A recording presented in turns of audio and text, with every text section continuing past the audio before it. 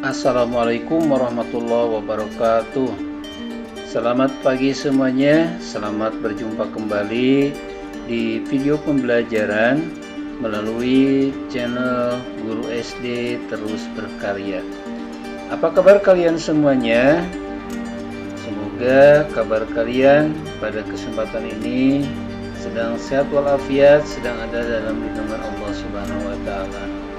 Nah, pada video pembelajaran kali ini kita akan belajar di pembelajaran kelas 6, yaitu di tema 3 tokoh dan penemuan, subtema 1 penemu yang mengubah dunia, dan di pembelajaran ke-1 yaitu listrik mengubah wajah dunia.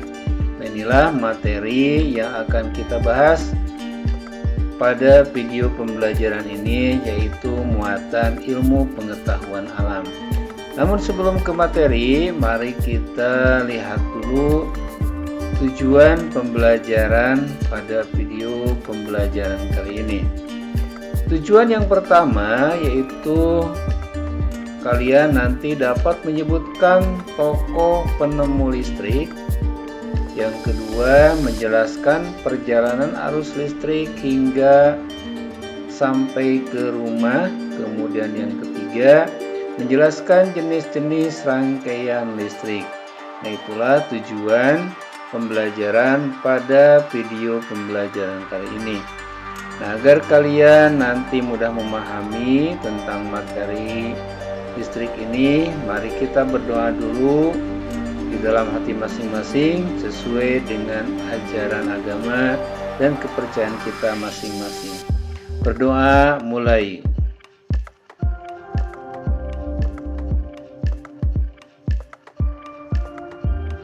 Selesai.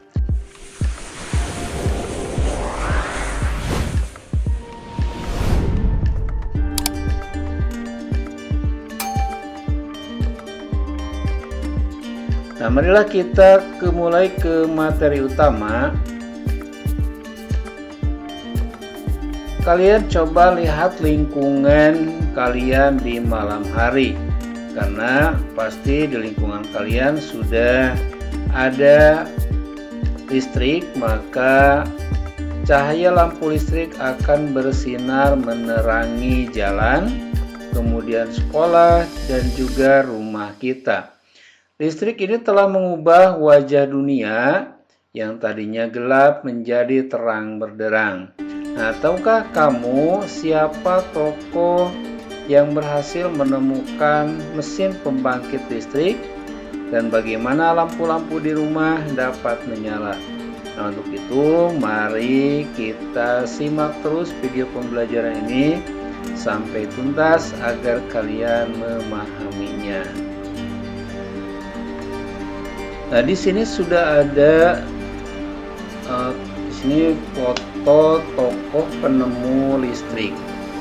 Coba ada yang tahu siapa tokoh penemu listrik ini? Ini adalah Michael Faraday. Nah, listrik mengubah wajah dunia.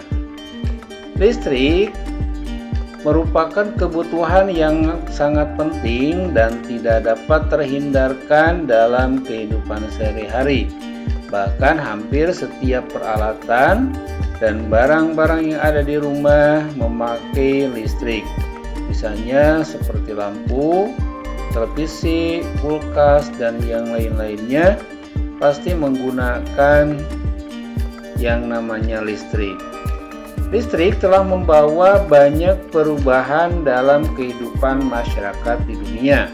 Di sini Michael Faraday adalah tokoh penemu arus listrik. Faraday lahir pada tahun 1791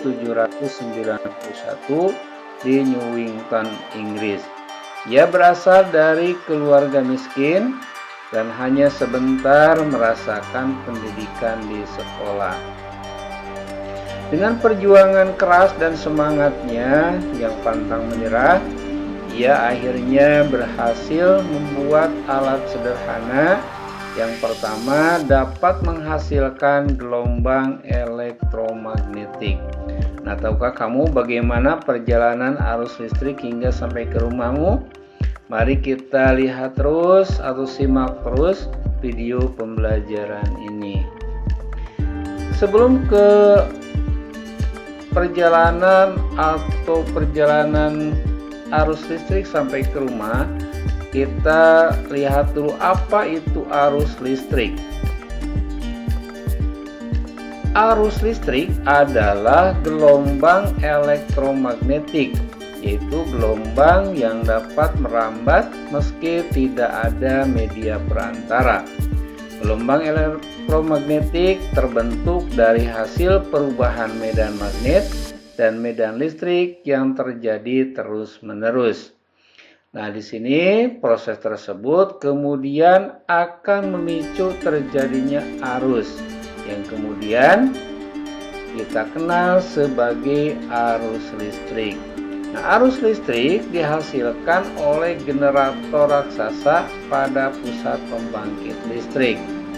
Arus listrik tersebut disalurkan nantinya melalui jaringan listrik tegangan tinggi yang berupa jaringan kabel atau disebut sutet pada menara-menara tinggi yang menuju ke gardu-gardu penerima di berbagai daerah. Nah, dari gardu-gardu penerima, arus listrik kemudian akan disalurkan ke rumah penduduk dan berbagai tempat yang memerlukan. Ini contohnya gambar kabel-kabel yang mengalirkan arus listrik yang nantinya akan ke gardu listrik dan juga akan sampai ke rumah kita. Untuk lebih jelasnya kita lihat terus video ini sampai selesai. Nah, di sini sudah ada kita gambarkan perjalanan listrik dari mulai pembangkit listrik. Di sini di nomor 1 adalah pusat pembangkit listrik. Di sini terjadi proses perubahan energi menjadi energi listrik. Turbin dan generator di sana merupakan komponen utama dalam beberapa jenis pembangkit listrik. Contohnya di sini yang ada di gambar adalah PLTA atau pembangkit listrik tenaga air. Nah, energi kinetik yang dihasilkan oleh aliran air itu diubah menjadi energi listrik oleh generator di sini. Kemudian setelah diubah menjadi energi listrik, di sini disalurkan ke atau dinaikkan tegangannya pada generator. Ini di transformator penaik tegangan. Di nomor 2 ini adalah penaik tegangan. Hal ini diperlukan agar arus listrik yang mengalir disalurkan tidak terlalu tinggi. Dengan demikian, perpindahan arus listrik berlangsung secara efektif dan efisien.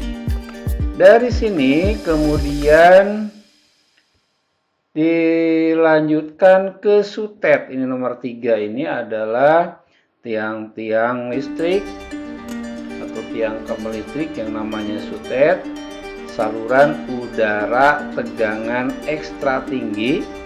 Ini dialirkan ke gardu induk.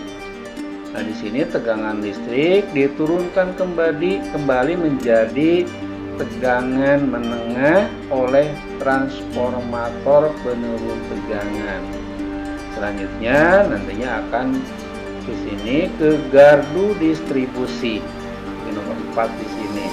Nah, di sini energi listrik kembali diturunkan lagi tegangannya menjadi tegangan rendah 220 volt. Tegangan listrik sebesar ini sudah sesuai dengan kebutuhan di rumah. Nah, setelah itu energi listrik dinaikkan atau dialirkan ke rumah-rumah dan industri melalui jaringan distribusi, yaitu di sini ke nomor 5. Nah, di sini di nomor 5 lah energi listrik sudah sampai di rumah kita. Sini kita dapat memanfaatkan energi listrik misalnya untuk menyalakan TV, kemudian radio, lemari es, kemudian menyetrika, dan masih banyak lagi di rumah yang menggunakan energi listrik. Nah, bagaimana sampai di sini kalian memahaminya? Semoga kalian memahaminya. Mari kita lanjutkan. Arus listrik yang diterima di rumah kemudian disalurkan melalui rangkaian kabel listrik di dalam rumah. Nah, rangkaian kabel tersebut umumnya itu berada di atap untuk tempat dudukan lampu atau dinding rumah untuk saklar dan colokan listrik. Ini maksudnya untuk menghubungkan beragam peralatan elektronik. Misalnya tadi sudah disebutkan setrika listrik, radio, televisi, kulkas, kipas angin, dan yang lain-lainnya. Nah, kemudian di dalam rumah tadi ada rangkaian listrik.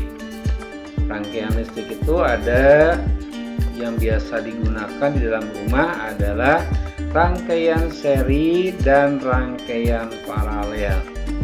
Kemudian apakah kalian tahu yang bagaimana rangkaian seri dan rangkaian paralel? Kita lihat, ini ada rangkaian. Iya, ini disebut rangkaian seri. Nanti kita cari tahu penjelasannya apa yang dimaksud dengan rangkaian seri. Yang kedua, rangkaian yang sering digunakan di dalam rumah adalah di sini rangkaian paralel. Jadi yang biasa digunakan dalam rumah adalah rangkaian seri dan juga rangkaian paralel. Kemudian rangkaian seri itu apa? Rangkaian seri di sini yang gambar ini terdiri dari 2 atau lebih lampu. Ini yang dihubungkan ke sumber listrik melalui satu rangkaian yang menggunakan sumber daya yang sama. Jadi ini sama. Ini di bagian negatifnya, kemudian di bagian positifnya. Ini namanya rangkaian seri. Nah, dalam rangkaian seri terdiri dari 2 atau lebih beban listrik yang dihubungkan ke sumber listrik melalui suatu rangkaian. Hal ini akan menyebabkan rangkaian seri bisa menghemat listrik karena semuanya menggunakan sumber dan daya yang sama. Namun rangkaian ini juga memiliki kelemahan, yaitu jika salah satu komponen rusak atau misalnya kabel putus, maka seluruh komponen di sini tidak akan berfungsi. Jadi jika diputuskan atau misalnya diputuskan dari sini, dari saklar sini, otomatis semuanya lampu-lampu di sini akan tidak berfungsi atau padam. Itu pada rangkaian seri. Kemudian yang kedua yaitu rangkaian paralel. Nah, yang ini rangkaian paralel memiliki lebih dari satu bagian untuk mengalirkan arus. Nah, di sini coba lihat dari sini, dari baterai ini contohnya ada yang ke sini ke lampu L4, kemudian ada juga yang ke L1. Di sini saklarnya ada 2, S1 dan S2. Nah, keunggulan rangkaian ini adalah masing-masing rangkaian bisa dihubungkan dan diputuskan tanpa mempengaruhi yang lain. Misalnya, jika saklar ini atau kabel listrik diputuskan, maka lampu 1, 2, dan 3 itu akan padam. Tetapi untuk lampu 4 dan 5 ini tetap akan menyala. Itulah keuntungan dari rangkaian paralel Tapi bisa juga di sini semuanya tidak menyala. Misalnya jika diputuskan di sini, jika putus di sini, maka semuanya ini juga akan tidak berfungsi atau tidak menyala.